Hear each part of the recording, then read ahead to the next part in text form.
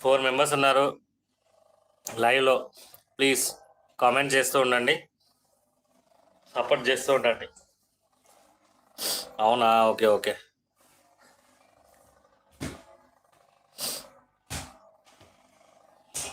ఏం లేదు, నాకు యాక్చువల్గా ఒకటి ఓల్డ్ ఛానల్ ఉండే. ఆ ఛానల్ని ఇప్పుడు ఒకటి వేరే ఫోన్ సెకండ్స్ తీసుకున్నాను.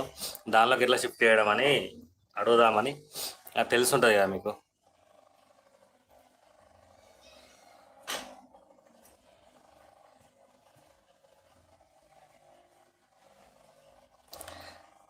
ఇదా అండి, ఇది 18/12 అండి.